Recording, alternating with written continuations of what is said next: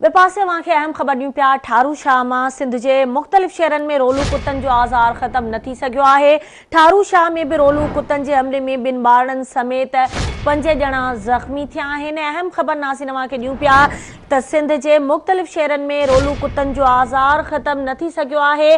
अवांखे ॿुधायूं त ठारू शाह में बि रोलू कुतनि जे हमले में 2 ॿारनि समेत 5 ॼणा ज़ख़्मी थिया आहिनि। इन हवाले से तफ़सील मालूम कंदासीं। ठारू शाह मां आवाज़ न्यूज़ रिपोर्टर फराज़ मलूक मस्तोई असां सां लाइन ते मौजूद आहे। फराज़, इन हवाले से कहिड़ा तफ़सील आहिनि, आगाह कजो। जी फराज़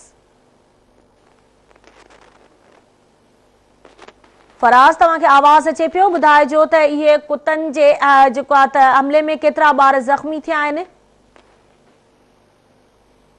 जी नाज़रीन, असां कोशिश कंदासीं इन हवाले सां तफ़सील मालूम करे सघूं। अवांखे ॿुधायूं पिया ठारू शाह में रोलू कुतनि जे हमले में 2 ॿारनि समेत 5 ॼणा ज़ख़्मी थिया आहिनि।